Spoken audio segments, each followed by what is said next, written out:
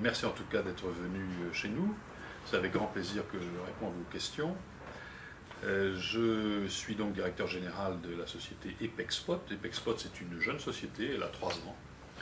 Et c'est une société qui joue un rôle assez important dans le domaine de l'énergie. C'est une bourse de l'électricité spot, qui couvre plusieurs marchés, la France, l'Allemagne, la Suisse, l'Autriche, et qui traite aussi, à partir d'ici, le marché hongrois.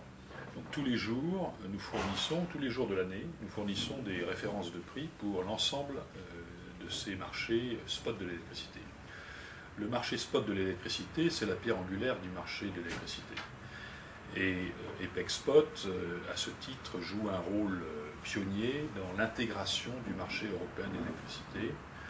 Disons que, pour simplifier, on pourrait dire que nous sommes en train de former l'euro de l'électricité, et EPECSPOT, en tant que leader, puisque c'est la plus grosse bourse de l'électricité en Europe, qui a traité en 2011 314 TWh, joue un rôle particulièrement important aux côtés des gestionnaires de réseaux de transport pour faire ce marché intégré de l'électricité.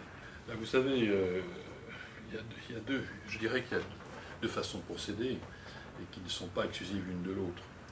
La première, c'est la responsabilisation des acteurs, des agents économiques, du consommateur final, qu'ils prennent conscience que l'énergie la moins coûteuse, c'est celle que l'on n'a pas dépensée.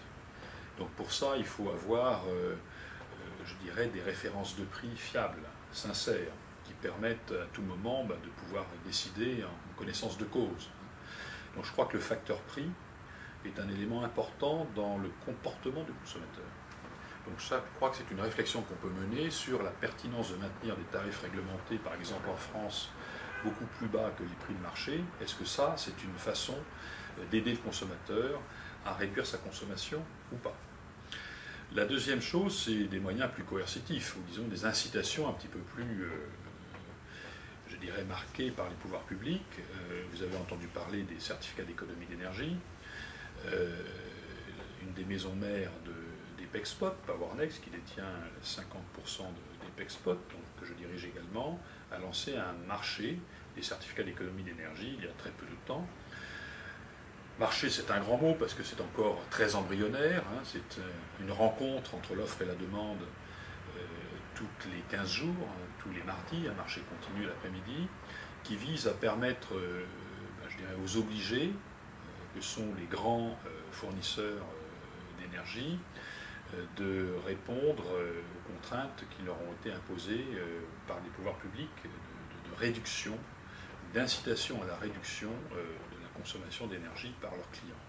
Bon, à chaque fois qu'il y a concrètement des réductions de consommation, on émet des certificats d'économie d'énergie, et pour mettre de la fluidité un peu dans tout le dispositif, ces certificats d'économie d'énergie sont négociables, parce que ceux qui ne sont pas arrivés à répondre à leurs objectifs, les objectifs imposés par les pouvoirs publics français, là on n'est pas dans un environnement européen, on est pour l'instant simplement dans un environnement français, eh bien ils peuvent en acheter sur le marché. C'est la raison d'être de la création de ce marché.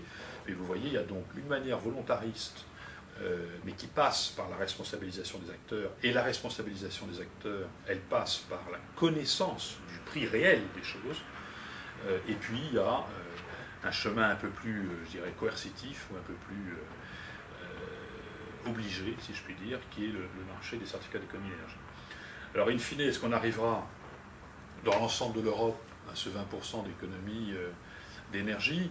Quand on fixe des objectifs, je dirais, c'est pas toujours pour les atteindre, c'est pour créer en tout cas une dynamique. Et là, le chiffre est ambitieux, c'est clair. Mais je pense que ça fait partie d'un package, ces fameux 3 x 20, qui sont importants pour, je dirais, que nos économies soient, sur le plan énergétique, à la fois compétitives, respectueuses de l'environnement, et qu'elles puissent s'inscrire définitivement dans la durée. D'accord.